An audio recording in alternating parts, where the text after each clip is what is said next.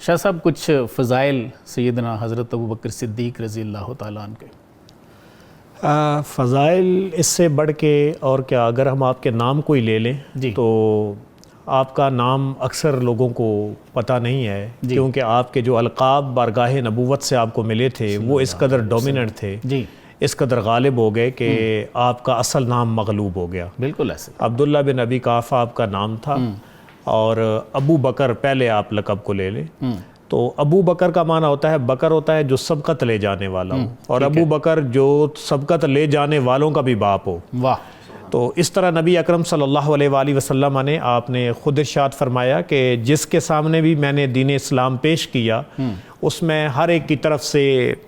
کچھ نہ کچھ تردد و قبوۃ، کوئی نہ کوئی تردد اور اس کے اندر جو ہے وہ ایسا معاملہ تھا، باس مباس تھی، لیکن سوائے صدیق اکبر کے کہ جس کے سامنے میں نے کہا کہ انی رسول اللہ، انہوں نے فوراً کہا اشہد ان لا الہ الا اللہ و اشہد انک رسول اللہ۔ سبحان اللہ۔ تو اس لیے آپ کا ایک تو فضیلت میں آپ کا اپنا نام بذات خود ایک بہت بڑا ابو بکر، یعنی ایمان لے والوں میں سبقت لے جانے والا، اور دوسرا ہم ایک لفظ استعمال کرتے ہیں صدیق، صدیق اکبر کہتے ہیں۔ صدیق بذات خود اس میں مبالغہ کا صیغہ ہے، جس کا معنی ہے کہ ایسا سچا کہ جس کا کوئی ٹکر کا اور نہ ہو۔ تو یہ بھی آپ کو بارگاہ نبوت سے ملا تھا کہ جب شب معراج آپ نے آ کر رسول کریم نے اظہار فرمایا تو اس کے سامنے کفار نے بہت ساری باتیں کی، صدیق اکبر رضی اللہ تعالیٰ عنہ کی بارگاہ میں گئے کہ آج پتہ ہے، پہلے کہا کہ کوئی اگر کہے کہ میں اتنے چھوٹے سے ٹائم میں اتنے ہزاروں میل راتوں رات میں نے بیت المقدس کا سفر کیا، پھر آسمانوں پہ گیا، پھر واپس آ گیا، تو آپ نے کہا کہ انسانی بساط میں تو یہ ممکن نہیں ہے۔ انہوں نے کیا تمہیں پتہ نہیں آج تمہارے صاحب نے یہ دعویٰ کیا ہے؟ تو آپ نے فرمایا وہ اس سے بڑی بات بھی کہتے تو یہ عبداللہ بن ابی قحافہ اس کی تصدیق کرتا، اور جب رسول کریم کو خبر دی گئی تو آپ نے کہا فرمایا نعم هو الصدیق۔ واہ واہ! تو حضرت ابو بکر صدیق کو یہ صدیق کا بھی لقب حضور کی بارگاہ سے ملا۔ بالکل ٹھیک۔ اس کے بعد حضرت سیدہ ام المومنین عائشہ صدیقہ رضی اللہ تعالیٰ عنہ سے روایت موجود ہے کہ آقا کریم نے فرمایا کہ من اراد ان ينظر الى عتیق من النار فلینظر الى ابی بکر الصدیق، کہ جس کا دل کرے کہ وہ آگ سے آزاد آدمی کو دیکھے، یعنی جنتی آدمی کو دیکھے، تو وہ ابو بکر صدیق کو دیکھے۔ بالکل ٹھیک۔ تو یہ فضائل میں آپ دیکھیں کہ رسول کریم کی ہی بارگاہ سے کتنے ٹائٹلز آپ کو عطا کیے جا رہے ہیں۔ پھر ہم احادیث طیبات کے اوپر آئیں، متفق علیہ بخاری اور مسلم کی حدیث پاک ہے، حضرت سیدنا عبد الرحمن بن صخر ابو ہریرہ رضی اللہ تعالیٰ عنہ اس کے راوی ہیں کہ آقا کریم صلی اللہ علیہ وآلہ وسلم نے ارشاد فرمایا کہ قیامت کے دن جو لوگ خیر کے کام کریں گے ان کو ان کے متعلقہ دروازے سے بلایا جائے گا، جو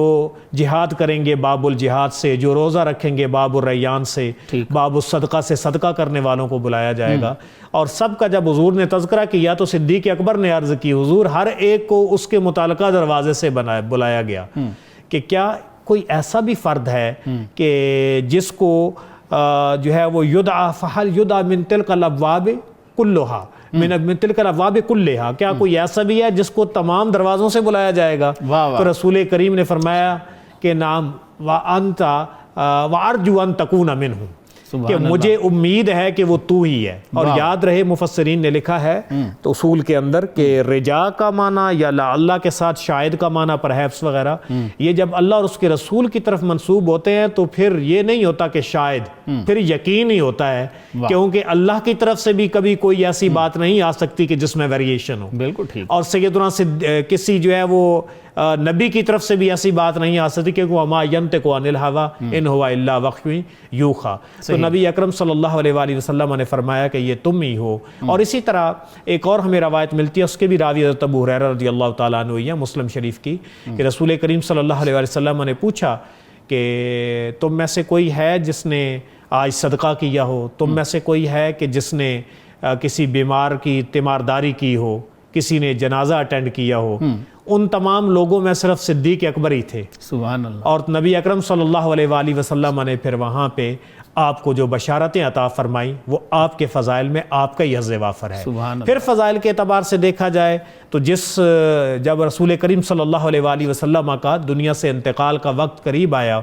تو آپ صلی اللہ علیہ وسلم سخت تکلیف میں تھے، حجرہ سیدہ عائشہ صدیقہ رضی اللہ تعالیٰ عنہ کے اندر تھے۔ تو آپ صلی اللہ علیہ وسلم نے فرمایا مرو ابا بکر نے یصلی بالناس، کہ ابو بکر کو میری طرف سے حکم دے، مرو ابا بکر، حکم کی بات آئی کہ انہیں حکم دے کہ وہ میری طرف سے مصلی امامت سنبھالیں۔ اسی کی جانب محترم نقشبندی صاحب بھی جو ہے وہ وضاحت کر رہے تھے کہ حضرت سیدنا علی شیر خدا رضی اللہ تعالی عنہ نے وہ یہی بات کہی تھی کہ جب آقا کریم صلی اللہ علیہ وسلم نے آپ کو اس منصب کے لیے منتخب کیا ہے، صحیح، تو ہم کون ہو سکتے ہیں کہ جو آپ کو اس چیز سے محروم کرنے یا آپ کو اس چیز سے کوئی اور راستہ دکھانے کی کوشش کریں۔ تو اس سے یہ ہمیں پتہ چلا کہ یہ وہ فضائل تھے کہ جو رسول کریم نے عطا فرمائے۔ پھر سب سے بڑی ایک فضیلت سورہ توبہ کی آیت کریمہ نمبر 40 کے اندر جو قرآن کریم میں آیا کہ الا تنصروہ فقد نصرہ اللہ اذ اخرجہ الذین کفروا ثانی اثنین اذ ہما فی الغار اذ یقول لصاحبہ، سبحان اللہ، کہ جب دوست نے اپنے صحابی سے کہا، واہ، لصاحبہ، یقول کا فاعل ہوا ضمیر رسول کریم کی جانب جا رہا ہے، ٹھیک ہے، لصاحبہ ہی ضمیر کا بھی مرجع آقا کریم حضور کے صحابی، تعریف میں پہلے بتا چکا ہوں۔ تو یہاں پہ امام فخر الدین رازی نے تفسیر کبیر کے اندر درج کیا ہے کہ سیدنا صدیق اکبر کی صحابیت نص قرآنی سے ثابت ہے، سبحان اللہ، اور صدیق اکبر کی صحابیت کا انکار کفر ہے، یہ امام فخر الدین رازی نے نقل کیا ہے، صحیح، کیونکہ اذ یقول لصاحبہ لا تحزن ان اللہ معنا، باقی کسی صحابی کی صحابیت کے اوپر قرآن اس طرح سے ناطق نہیں ہے جس طرح واضح طور پہ سیدنا صدیق اکبر کے بارے میں ہے۔ بالکل، تو اس سے یہ پتہ چلا کہ یہ جملہ فضائل ہی تھے کہ جنہوں نے عبداللہ بن ابی قحافہ کو ابو بکر بھی بنایا، واہ، صدیق اکبر بھی بنایا، واہ، عتیق بھی بنایا، سبحان اللہ، اور خلیفۃ المسلمین بھی بنایا، سبحان اور پھر آپ نے آنے کے بعد کتنے ہی داخلہ پالیسی اور خارجہ پالیسی سے متعلق امور تھے کہ 2.25 سال کا ٹائم پیریڈ تھا، لیکن آپ نے آتے ہی سیدنا رومی فوجوں کی جانب بڑھتا ہوا، شام کی جانب جاتا ہوا لشکر سیدنا اسامہ بن زید کو جو ہے وہ بھی آپ نے برقرار رکھا۔ اسی طرح آپ نے مانعین زکوٰۃ کے خلاف بھی جہاد کیا، اسی طرح مرتدین جو تھے ان کی بھی سرکوبی کی، اور جو جھوٹے نبوت کے داعی تھے، مدعیین تھے، مسلمہ کذاب جیسے، ان کے مقابلے میں جنگ یمامہ، اور یہ سارا کریڈٹ اس فتنے کو کچلنے کا بھی آپ کو جاتا ہے۔ اور پھر جمع قرآن کا بہت بڑا آپ کا کنٹریبیوشن ہے کہ جو اس وقت وہاں پہ ویریشن قرآن کی تلاوت اور ان چیزوں میں آ رہی تھی۔ پھر ان داخلی معاملات پہ قابو پانے کے بعد آپ نے خارجی معاملات، ایران والے جن کے ساتھ سیاسی دشمنی تھی، جی، یہ ایک بڑا ٹیکنیکل پوائنٹ ہے، ایران کے ساتھ مسلمانوں کی سیاسی دشمنی تھی، اور رومیوں کے ساتھ مذہبی دشمنی تھی، وہاں زیادہ عیسائیت تھی۔ صحیح، صدیق اکبر رضی اللہ تعالیٰ عنہ کو رسول کریم نے یہ جو القاب دیے، یہ جو فضائل دیے، جو آپ کا تعین کیا، یہ سب اس چیز کے غماز ہے کہ نہ صرف آپ نے داخلی انتشارات پہ قابو پایا، بلکہ گرد و نواح میں رہنے والی ان قوتوں کے دروازے بھی کھٹکھٹا دیے کہ غلامان محمد رسول اللہ آ صلی اللہ چکے علیہ ہیں۔ وسلم۔